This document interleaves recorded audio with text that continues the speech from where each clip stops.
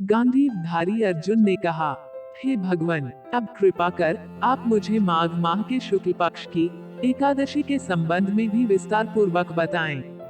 शुक्ल पक्ष की एकादशी में किस देवता का पूजन करना चाहिए तथा इस एकादशी के व्रत की क्या कथा है, उसके करने से किस फल की प्राप्ति होती है। भगवान श्री कृष्ण ने कहा, हे अर्जुन, माघ माह के शुक्ल पक्ष की एकादशी को जया एकादशी कहते हैं। इस एकादशी के उपवास से मनुष्य भूत प्रेत आदि की जोनि से छूट जाता है। अतः इस एकादशी के उपवास को विधि अनुसार करना चाहिए।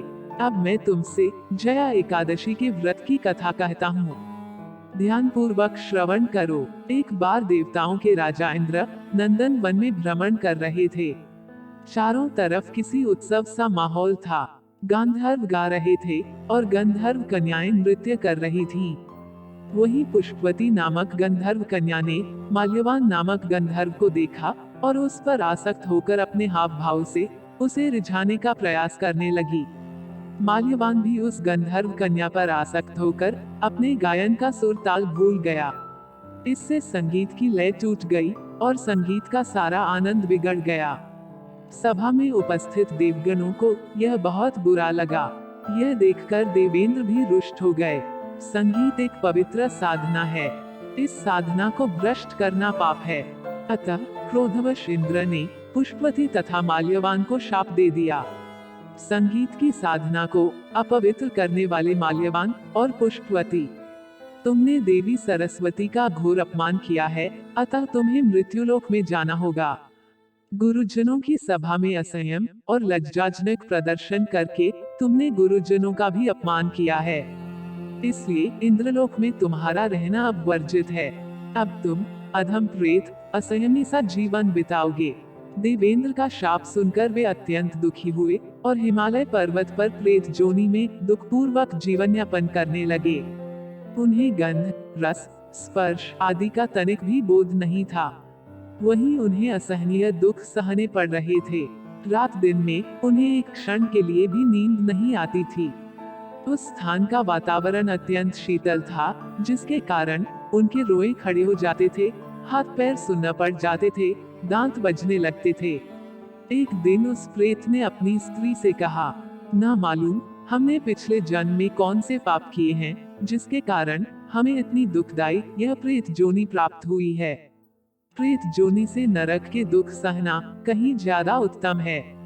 इसी प्रकार के अनेक विचारों को कहते हुए अपने दिन व्यतीत करने लगे। भगवान की कृपा से एक बार माघ के शुक्ल पक्ष की जया एकादशी के दिन इन दोनों ने कुछ भी भोजन नहीं किया और न ही कोई पाप कर्म किया। उस दिन मात्र फल फूल खाकर ही दिन व्यतीत किया और महान दुख के साथ पीपल के वृक्ष के नीचे विश्राम करने लगे। उस दिन सूर्य भगवान अस्ताचल को जा रहे थे। वह रात इन दोनों ने एक दूसरे से सटकर बड़ी कठिनता से काटी। दूसरे दिन प्रातः काल होते ही प्रभु की कृपा से इनकी प्रेत जोनी से मुक्ति हो गई और पुनः अपनी अत्यंत सुंदर अप्सरा और गंधर्व की देह धारण करके तथा सुंदर वस्त्रों तथा आभूषणों से अलंकृत होकर दोनों स्वर्गलोक को चले गए।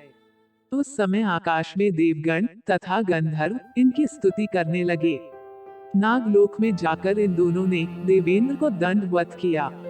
देवेंद्र को भी उन्हें उनके रूप में देखकर महान विस्मय हुआ और उन्होंने पूछा, तुम्हें प्रेत जोनी से किस प्रकार मुक्ति मिली, उसका पूरा वृतांत मुझे बताओ। देवेंद्र की बात सुन माल्यवान ने कहा, हे देवताओं के राजा इंद्र, श्रीहरि की कृपा तथा जया एकादशी के व्रत के पुण्य से हमें प्रेत जोनी से मुक्ति मिली है। इंद्र ने कहा, हे माल्यवान, एकादशी व्रत करने से तथा भगवान श्रीहरि की कृपा से तुम लोग प्रेत जोनी को छोड़कर पवित्र हो गए हो। इसलिए हम लोगों के लिए भी वंदनीय हो गए हो, क्योंकि शिव तथा विष्णु भक्त हम देवताओं के वंदना करने योग्य हैं। अतः आप दोनों धन्य हैं। अब आप प्रसन्नता पूर्वक देवलोक में निवास कर सकते हैं। हे अर्जुन, इस जया एकादशी के उपवास से कुजोनी से सहज ही मुक्ति मिल जाती है।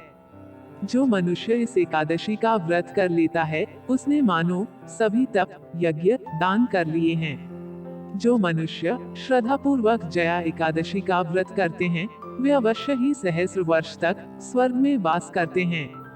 व्रत कथा का सार। संगीत देवी सरस्वती का एक अलौकिक वरदान है। यह एक साधना है, एक विद्या है। इसमें पवित्रता आवश्यक है। फिर जिस सभा में अपने से बड़े गुरुजन आदि उपस्थित हों, वहाँ प्राणी को संयम और मर्यादा को बनाए रखना चाहिए ताकि गुरुजनों का अपमान न हो, उनका सम्मान बना रहे। गुरुजनों का अपमान करने वाला मनुष्य घोर नरक का भागी है। जय श्री कृष्ण।